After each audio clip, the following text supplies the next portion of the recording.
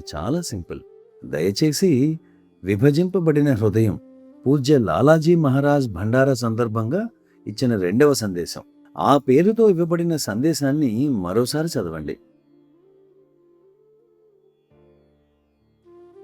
It was a result of one gentleman who was in his 50s. ఇది ఒక పెద్ద మనిషి సందేహపు ఫలితం. అతను 50 ఏళ్ల వయసువాడు, పెళ్ళయింది, పిల్లలున్నారు, కానీ ఇంకా సెక్స్కు బానిసగానే ఉన్నాడు.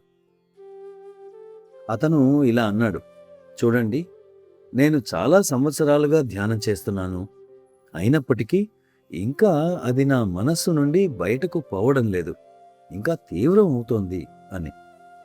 అదే నన్ను విభజింపబడిన హృదయంపై ఈ సందేశాన్ని రాయమని ప్రేరేపించింది. మీకు ఇది కావాలి, అది కావాలి, అలా ఎలా సాధ్యం అవుతుంది? రామ్ కూడా కావాలి, రోమా కూడా కావాలి. నా ఉద్దేశ్యం, రోమా అంటే రొమాన్స్, శృంగారం మరియు రాముడు ఈ ఇద్దరూ కలిసి జీవించలేరు.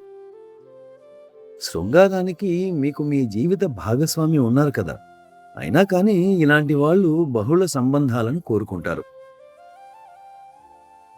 మీరు అనేక ఛానళ్లు, రీతులుగా విభజింపబడ్డారు. భగవంతుణ్ణి మర్చిపోండి, శాంతిని కూడా మర్చిపోండి. అలా విభజించబడిన హృదయం నుండి ఏమీ ప్రాప్తించదు. ఇది చాలా సామాన్యమైన విషయం. Suppose workers in the field. ఉదాహరణకు, పొలాల్లో పనిచేసే కూలీలు, వాళ్ళు రోజంతా పనిచేస్తారు. వాళ్ళకి రోజు చివరిలో 500 రూపాయలు కూలీ వస్తుంది. 200 ఖర్చు పెట్టి విస్కీ తాగుతాడు. తూలుతూ వెళ్ళి దారిలో ఎక్కడో ఏదో తింటాడు. ఇంకా ఇంట్లో ఉన్న పిల్లలకు ఏం తీసుకువెళ్తాడు? మరి తన స్వంత ఇల్లు ఎప్పుడు కట్టుకుంటాడు? ఇది కేవలం చిన్న ఉదాహరణ మాత్రమే. మీ దగ్గర కోట్ల రూపాయలు ఉండవచ్చు. ఒక వ్యక్తి తన డబ్బును వృధా చేస్తూ ఉంటే తన ఇంటిని నిర్మించుకోలేడు అనే చిన్న ఉదాహరణను మాత్రమే ఇచ్చాను. But कई लोग, they can spend money 50 lakhs a day and nothing happens to them. वो बोलते हैं हमारे पास तो सब कुछ है, लेकिन చాలా మంది రోజుకు 50 లక్షలు ఖర్చు పెట్టినా వారికి అది లెక్కలోకి రాదు. వారు తమ వద్ద అన్నీ ఉన్నాయి అని చెప్తూ ఉండవచ్చు. కానీ మీరు ఆధ్యాత్మిక సౌధాన్ని, భవంతిని నిర్మించాలి అనుకుంటే మాత్రం అది ఎన్నటికీ జరగదు.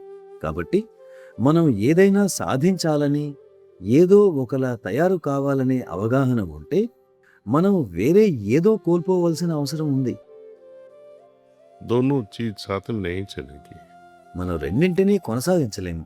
ధ్యానం తరువాత మన ఆధ్యాత్మిక స్థితి అనేది మనం వేతనాన్ని సంపాదించడం లాంటిది.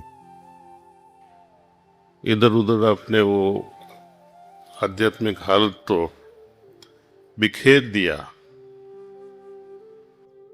మీ ఆధ్యాత్మిక స్థితిని అక్కడ ఇక్కడ వృధా చేస్తూ ఉంటే మీరు జీవితం చివరిలో ఆధ్యాత్మిక పరంగా ఖాళీ చేతులతో వెళ్తారు. భౌతిక పరంగా మీరు చాలా బహుమతులతో వెళ్ళొచ్చు, కానీ స్వచ్ఛమైన ఆధ్యాత్మికతను మాత్రం మీరు తీసుకెళ్ళలేరు. माँ बाप के पास जाते हैं हम, उनको गर्व होना चाहिए. పిల్లలు మనల్ని మించి ఎదిగారు అని మన తల్లిదండ్రులు గర్వపడతారు కదా. భగవంతుడు కూడా తన పిల్లలు తనకు మించి ముందుకు వెళ్ళాలని కోరుకుంటాడు. కానీ ప్రజలు భగవంతుని దాటి ముందుకు వెళ్ళడం అనే విషయాన్ని అవగాహన చేసుకోలేరు. సాధారణ తల్లిదండ్రులే తమ పిల్లలు తమను అధిగమించాలని కోరుకున్నప్పుడు భగవంతుడు కూడా అలాగే కోరుకుంటాడు కదా. దీని గురించి జాగ్రత్తగా ఆలోచించండి. మీరు ఏదైనా చెయ్యాలనుకుని దాని గురించి ఆలోచించినప్పుడు సిగ్గుగా అనిపిస్తోందా? మీరేదైనా పని చేస్తున్నప్పుడు సిగ్గుగా అనిపిస్తోందా? లేదా ఆ పని చేసిన తర్వాత ఏదైనా సిగ్గు లేదా లజ్జను అనుభూతి చెందుతున్నారా? ये 3 चीजों को ध्यान से देखो. ఈ 3 విషయాల గురించి జాగ్రత్తగా ఆలోచించండి. మీరు దాన్ని గురించి ఆలోచించినప్పుడే కనుక దాన్ని ఆపివేయగలిగితే మీరు తెలివైన వాళ్ళు. करते वक्त आप रुक जाते हैं, यू आर लेस स्मार्ट. చేసేటప్పుడు ఆపేస్తే తక్కువ తెలివైన వాళ్ళు. చేసిన తర్వాత కూడా ఆ పని సరైనదో కాదో తెలియకపోతే వాళ్ళు అందరికన్నా పెద్ద మూర్ఖులు. దానికి ఎటువంటి పరిష్కారమూ లేదు. అటువంటి వారికి ధ్యానం కూడా విషం అవుతుంది. ఎందుకంటే ధ్యానంలో కూడా వాళ్ళు అదే ఆలోచిస్తారు, ఈ రోజు ఎవరి జేబు కొట్టేయాలి అని.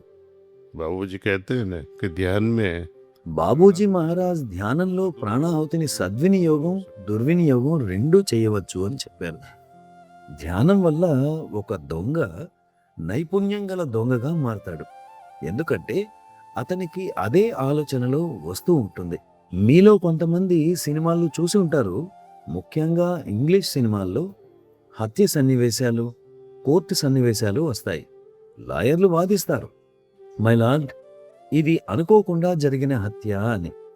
కానీ ప్రాసిక్యూటరు, కాదు సార్, ఇది ముందుగా ఆలోచించి చేసిన హత్య అని వాదిస్తారు. మీరు ఏం కోరుకుంటున్నారు? ప్రగతి చెందాలనా?